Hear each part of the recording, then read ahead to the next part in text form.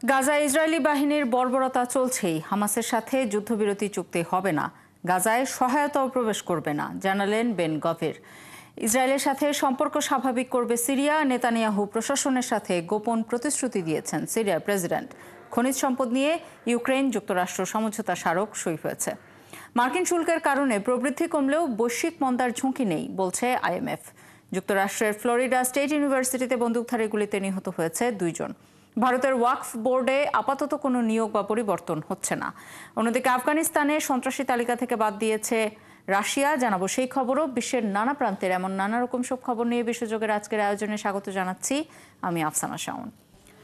গাজায় গেল 24 ঘন্টা ইসরায়েলি বাহিনীর হামলায় আরও 32 জন ফিলিস্তিনি নিহত হয়েছেন। গাজার স্বাস্থ্য মন্ত্রণালয় জানিয়েছে, ইসরায়েলি বাহিনীর হামলায় গাজায় এখন পর্যন্ত মোট 51,065 জনের মৃত্যু হয়েছে। এদিকে ইসরায়েলের জাতীয় নিরাপত্তা মন্ত্রী ইতামার বেন গভির বলেছেন, হামাসের সাথে ইসরায়েলের কোনো যুদ্ধবিরতি চুক্তি হবে না এবং যুদ্ধবিধ্বস্ত গাজায় কোনো মানবিক সহায়তাও প্রবেশ করবে না। আরও জানাচ্ছেন ঋতু সাহা। গাজায় ইসরায়েলি বাহিনীর বর্বরতা যেন থামছেই না। শুক্রবারও গাজার খান ইউনিস ও গাজার শহর সহ ভূখণ্ডটির বেশ কয়েকটি এলাকায় তীব্র হামলা চালিয়েছে তারা। সংবাদ মাধ্যম আল জাজিরার এক প্রতিবেদনে বলা হয়েছে, এদিন গাজার খান ইউনিসে তাঁবু লক্ষ্য করে ইসরায়েলের বিমান হামলায় আরও একটি পরিবার নিশ্চিহ্ন হয়ে গেছে। এই যুদ্ধে শিশুদের কি দোষ? 2 বছরের বাচ্চা, 5 বছরের বাচ্চা, 8 বছরের বাচ্চা সবাই প্রাণ হারাচ্ছে। আমরা অনেক ক্লান্ত। গাজায় চলতে থাকা হত্যাযজ্ঞের একটা সমাধান দরকার। ইসরায়েলিরা পরিকল্পিতভাবে আমাদের জবাই করছে। আমি আরব দেশগুলোকে গাজার মানুষের জন্য পদক্ষেপ নিতে বলছি। আমাদের হত্যা করা হচ্ছে, খাবার নেই, পানি নেই, একের পর এক গণহত্যা চলছে। ইসরায়েলিরা এখানে বোমা হামলা চালিয়ে যাচ্ছে। বোমার আঘাতে আমার ভাইয়ের পরিবারের সবাই মারা গেছে। এছাড়া গেল 1.5 মাস ধরে গাজায় ইসরায়েলের অবরোধের কারণে কোনো ত্রাণবাহী গাড়ি ঢুকতে পারছে না। ফলে ক্রমেই তীব্র খাদ্য সংকট দেখা দিয়েছে ভূখণ্ডটিতে, যা ধীরে ধীরে দুর্ভিক্ষের আকার ধারণ করছে। শিশুরা ধুঁকছে ব্যাপক অপুষ্টিতে। এই অবস্থায় ক্ষুধাকে অস্ত্র বানানোর অভিযোগ তুলেছে ফিলিস্তিনের সশস্ত্র সংগঠন হামাস। অন্যদিকে ইসরায়েলের প্রতিরক্ষা মন্ত্রী এই অবরোধ অব্যাহত রাখার কথা জানিয়েছেন। এদিকে গাজার যুদ্ধবিরতি নিয়ে হামাসের সাথে কোনো চুক্তি হবে না বলে জানিয়েছেন ইসরায়েলের কট্টরপন্থী নিরাপত্তা মন্ত্রী ইতামার বেন গভির। সামাজিক যোগাযোগ মাধ্যমে এক বার্তায় তিনি বলেন, যুদ্ধবিধ্বস্ত গাজায় আর কোনো মানবিক সহায়তা প্রবেশ করবে না। বার্তায় তিনি বলেন, গাজায় হামাস পরাজিত না হওয়া পর্যন্ত তারা হামলা চালিয়ে যাবে। গাজায় এরই মধ্যে ইসরায়েলি বাহিনীর 50 দিনের বেশি সময় ধরে চলা অবরোধের কারণে তীব্র খাদ্য সংকট দেখা দিয়েছে। উপত্যকাটিতে বর্তমানে খাদ্য, ওষুধ, জ্বালানি ও জল সহ কোনো মানবিক সহায়তার সরবরাহ নেই। তার মধ্যে বেন গভির এই ঘোষণা ফিলিস্তিনিদের নতুন করে দুর্ভিক্ষের দিকে ঠেলে দিয়েছে। ঋতু সাহা, 71। ইসরায়েলের সাথে সম্পর্ক স্বাভাবিক করতে যাচ্ছেন সিরিয়ার প্রেসিডেন্ট আহমেদ আল শারা। বৃহস্পতিবার স্থানীয় গণমাধ্যমের এক প্রতিবেদনে এই তথ্য জানানো হয়েছে।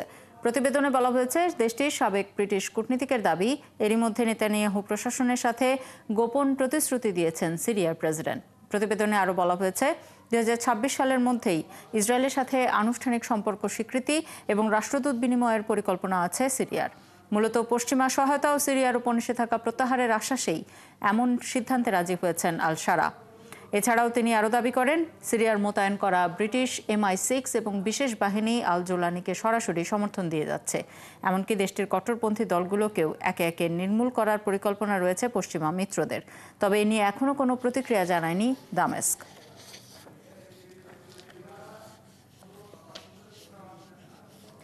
রাশিয়ার প্রেসিডেন্ট ভ্লাদিমির পুতিনের সাথে কাতারের আমির শেখ তামিম বিন হামাদ আল থানির বৈঠক হয়েছে। বৃহস্পতিবার মস্কোর ক্রেমলিনে এই বৈঠকে শেখ তামিম জানান, সিরিয়ার নতুন নেতৃত্ব মস্কোর সম্পর্ক জোরদারে আগ্রহী। এ সময় পুতিন বলেন, সাম্প্রতিক সপ্তাহগুলোতে সিরিয়ার সংঘাতপূর্ণ পরিস্থিতির উত্তেজনা অত্যন্ত গুরুত্বপূর্ণ। তারা চান সিরিয়া একটি স্বাধীন, সার্বভৌম ও অখণ্ড রাষ্ট্র হিসেবে টিকে থাকুক। এছাড়া সিরিয়ার জনগণকে সহায়তা দেয়া, বিশেষত মানবিক সহায়তার সম্ভাবনা নিয়েও কথা বলেন দুই নেতা। এ বিষয়ে শেখ তামিম পুতিনকে বলেন, পারস্পরিক সম্মানের ভিত্তিতে দুই দেশের মধ্যে সম্পর্ক গড়ে তুলতে আগ্রহী তারা। এছাড়া গাজা ইস্যুতে পুতিন শেখ তামিমকে বলেন, ইসরায়েল ফিলিস্তিন দ্বন্দ্ব সমাধানে কাতার গুরুত্বপূর্ণ ভূমিকা রাখছে। দুর্ভাগ্যবশত রাশিয়া সহ অন্যান্য পক্ষের উদ্যোগগুলো বাস্তবায়িত হয়নি। ফিলিস্তিনে নিরীহ মানুষ মারা যাচ্ছে, যা বর্তমান সময়ের এক ভয়াবহ ট্র্যাজেডি। এ বিষয়ে দুই দেশের আরও গুরুত্বের সাথে কাজ করার সুযোগ রয়েছে।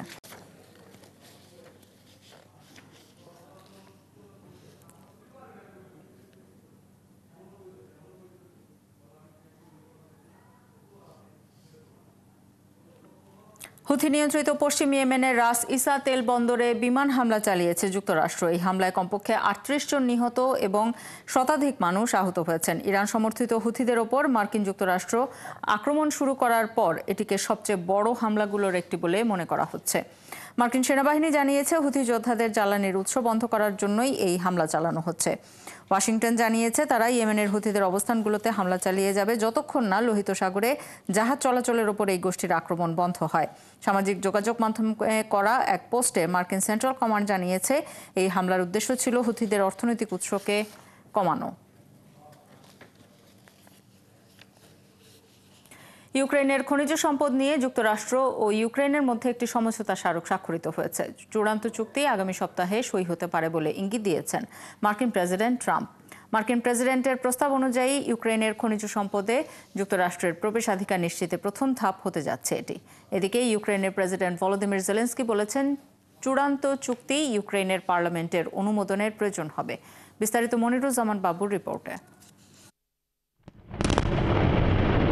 ইউক্রেনের বিরল খনিজ সম্পদ চুক্তি নিয়ে গত কয়েক সপ্তাহ ধরেই অনেক জল্পনা কল্পনা চলছে। খনিজ সম্পদ নিয়ে গেল সপ্তাহে ট্রাম্প প্রশাসন একটি নতুন ও বিস্তৃত চুক্তির প্রস্তাব দেওয়ার পর ইউক্রেনের একটি প্রতিনিধি দল আলোচনার জন্য ওয়াশিংটনে যায়। এবার প্রাথমিকভাবে সম্মত হওয়া চুক্তিটি নিয়ে সমঝোতা স্বাক্ষরের বিষয়টি আনুষ্ঠানিকভাবে নিশ্চিত করেছেন ইউক্রেনের অর্থমন্ত্রী ইউলিয়া সোবিরেদেনকো। সামাজিক যোগাযোগ মাধ্যমে তিনি জানান, মার্কিন অংশীদারদের সঙ্গে একটি সমঝোতা স্বাক্ষরিত হয়েছে।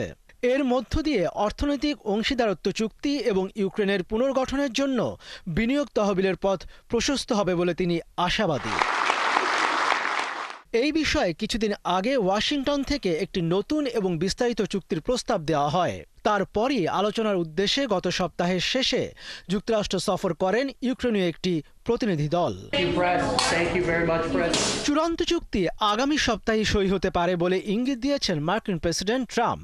তারা আপাতত সব খুঁটিনাটি পর্যালোচনা করছেন বলে জানান তিনি। খনিজ সম্পদ চুক্তির বিষয়বস্তু এবং সুনির্দিষ্ট দিনক্ষণ নিয়ে হোয়াইট হাউসের পক্ষ থেকে আর কিছু জানানো হয়নি। আমাদের সাথে ইউক্রেনের একটি খনিজ চুক্তি হচ্ছে, যা আশা করছি আগামী সপ্তাহে স্বাক্ষরিত হতে চলেছে। আমি আশা করছি তারা চুক্তিটি মেনে চলবে। এদিকে ইউক্রেনের প্রেসিডেন্ট ভলোদিমির জেলেনস্কি বলেছেন, এটি একটি সমঝোতা স্মারক। চূড়ান্ত চুক্তি সইয়ের আগে এই সমঝোতা স্মারক সইয়ের প্রস্তাব মার্কিন পক্ষ থেকে এসেছে। চূড়ান্ত চুক্তি ইউক্রেনের পার্লামেন্টের অনুমোদনের প্রয়োজন হবে বলে জানান তিনি। যুক্তরাষ্ট্রের সাবেক প্রেসিডেন্ট জো বাইডেনের আমলে ওয়াশিংটন ইউক্রেনকে যে সামরিক সহায়তা দিয়েছে, তার বিনিময় হিসেবে দেশটিকে ইউক্রেনের প্রাকৃতিক সম্পদ ও কৌশলগত খনিজ সম্পদে বিশেষ প্রবেশাধিকার দেওয়ার প্রস্তাব রাখেন বর্তমান মার্কিন প্রেসিডেন্ট ডোনাল্ড ট্রাম্প। মনিরুজ্জামান বাবু, ৭১। প্রেসিডেন্ট ডোনাল্ড ট্রাম্পের ঘোষণায় বাণিজ্য শুল্ক নিয়ে বড় ধরনের অনিশ্চয়তা তৈরি হলেও এ কারণে বিশ্বব্যাপী মন্দার ঝুঁকি নেই বলে জানিয়েছে আন্তর্জাতিক মুদ্রা তহবিল IMF। আন্তর্জাতিক অর্থনৈতিক সংস্থাটি বৃহস্পতিবার বিশ্ব অর্থনীতি নিয়ে এক পূর্বাভাসে একথা জানায়। IMF বলছে, বাণিজ্য উত্তেজনা ছড়িয়ে পড়ায় বিশ্বব্যাপী শেয়ারের দাম কমেছে। দেশগুলোর আস্থায় ফাটল ধরার বিষয়েও সতর্ক করে দিয়েছে সংস্থাটি। এছাড়া IMF এর পূর্বাভাসে বলা হয়েছে, তাদের নতুন প্রবৃদ্ধি উল্লেখযোগ্যভাবে নিম্নমুখী হবে, তবে এতে মন্দা দেখা দেবে না। এ সময় ইউরোপের উদ্দেশ্যে IMF এর ব্যবস্থাপনা পরিচালক ক্রিস্টালিনা জর্জিয়েভা বলেন, পরিষেবার বেলায় অভ্যন্তরীণ বাণিজ্যের বিধিনিষেধ কমাতে হবে এবং একক বাজারকে গভীর করতে হবে। এছাড়া চীনের বিষয়ে IMF এর ব্যবস্থাপনা পরিচালকের পরামর্শ, দেশটিকে সামাজিক সুরক্ষার জাল বাড়াতে হবে যাতে মানুষ কম সতর্কতামূলক সঞ্চয় করে। এদিকে মার্কিন সরকারকে ঋণ কমানোর আহ্বান জানিয়েছেন জর্জিয়েভা।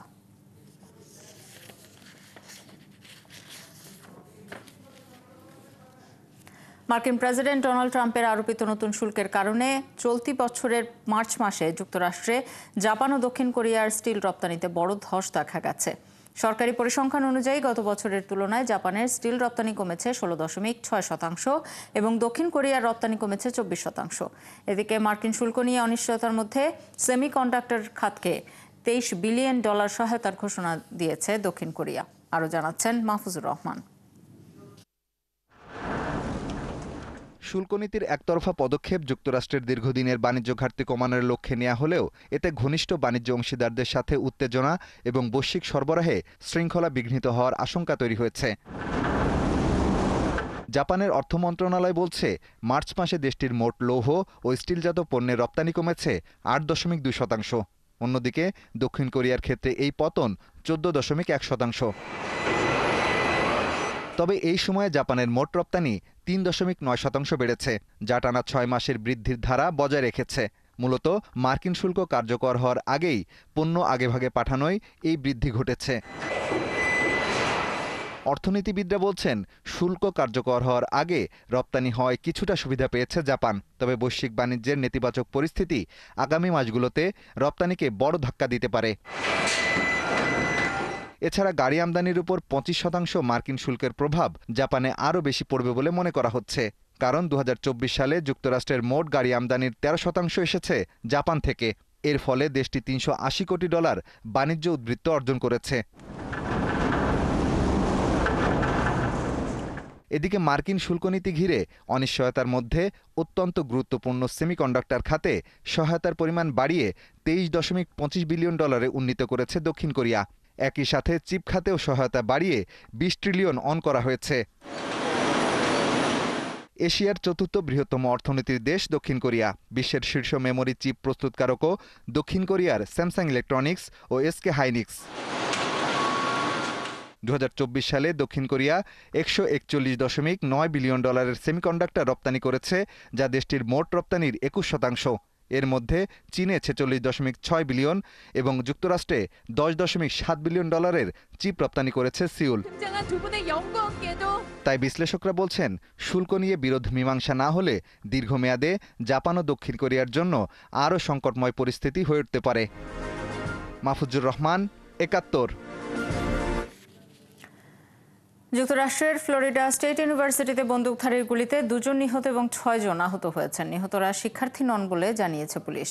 ফ্লোরিডা অঙ্গরাজ্যের রাজধানী তালাহাসি লিওন কাউন্টির শেরিফ বলেছেন, অভিযুক্ত বন্দুকধারী 20 বছর বয়সী এক তরুণ। বন্দুকধারী তাদের বাহিনীর এক কর্মকর্তার ছেলে বলে জানান তিনি। ঘটনাস্থল থেকে যেসব বন্দুক উদ্ধার করা হয়েছে সেগুলোর মধ্যে একটি ওই কর্মকর্তার। যুক্তরাষ্ট্র জুড়ে 130 জনেরও বেশি আন্তর্জাতিক শিক্ষার্থী ট্রাম্প প্রশাসনের বিরুদ্ধে অবৈধভাবে ভিসা বাতিলের অভিযোগ এনে ফেডারেল মামলায় যোগ দিয়েছেন। আদালতের নথি থেকে এই তথ্য জানা গেছে। শিক্ষার্থীরা অভিযোগে বলেছেন, immigration and customs enforcement agency সরকারের student and exchange visitor information system database থেকে তাদের স্ট্যাটাস হঠাৎ এবং অবৈধভাবে বাতিল করেছে, যা তাদেরকে গ্রেপ্তার, আটক ও নির্বাসনের ঝুঁকিতে ফেলেছে। শুরুতে জর্জিয়ায় 17 শিক্ষার্থী প্রাথমিক অভিযোগ দায়ের করেন। এরপর আরও 116 জন তাদের সাথে যোগ দেন। এদিকে যুক্তরাষ্ট্রের বিখ্যাত হার্ভার্ড বিশ্ববিদ্যালয়ে বিদেশি শিক্ষার্থীদের ভর্তির সুযোগ বন্ধ করে দেওয়া হতে পারে বলে হুঁশিয়ারি দিয়েছে ট্রাম্প প্রশাসন। যুক্তরাষ্ট্রের department of homeland security DHS এই তথ্য জানিয়েছে। তারা বলছে, নির্দিষ্ট ভিসাধারীদের কার্যকলাপ সংক্রান্ত তথ্য না দিলে হার্ভার্ড বিদেশি শিক্ষার্থী ভর্তি করার অধিকার হারাবে। DHS সেক্রেটারি ক্রিস্টি নোয়েম বলেছেন, তিনি হার্ভার্ড বিশ্ববিদ্যালয়কে একটি চিঠি পাঠিয়ে 30 এপ্রিলের মধ্যে বিদেশি শিক্ষার্থী ভিসাধারীদের অবৈধ ও সহিংস কার্যকলাপ সম্পর্কিত রেকর্ড জমা দেওয়ার নির্দেশ দিয়েছেন। ভারতের ওয়াকফ বোর্ডে আপাতত কোনো নিয়োগ বা পরিবর্তন করা হবে না বলে সুপ্রিম কোর্টকে জানিয়েছে দেশটির সরকার পক্ষ। বৃহস্পতিবার ওয়াকফ সংশোধনী আইনের বিরুদ্ধে করা মামলার শুনানির পর এই তথ্য জানানো হয়েছে। এদিন প্রধান বিচারপতি সঞ্জীব খান্নার নেতৃত্বাধীন সুপ্রিম কোর্টের বেঞ্চ জানিয়েছে, এই আইন নিয়ে অন্তর্বর্তীকালীন নির্দেশ দেওয়া হবে যখন মামলাকারীরা কেন্দ্রের জবাব রিভিউ করবেন। বলা হয়েছে, সমস্ত ওয়াকফ বোর্ড কাউন্সিলে নতুন করে নিয়োগ আপাতত করা হবে না। আগামী 5 মে দুপুর 2টার সময় সংশোধনী ওয়াকফ আইন নিয়ে সুপ্রিম কোর্টে আবারও শুনানি হবে। এর আগ পর্যন্ত ওয়াকফ বা ইউজার যা বিজ্ঞপ্তি দ্বারা ঘোষিত বা নিবন্ধিত হয় তা ডিনোটিফাই করা হবে না বা তার চরিত্র পরিবর্তন করা হবে না।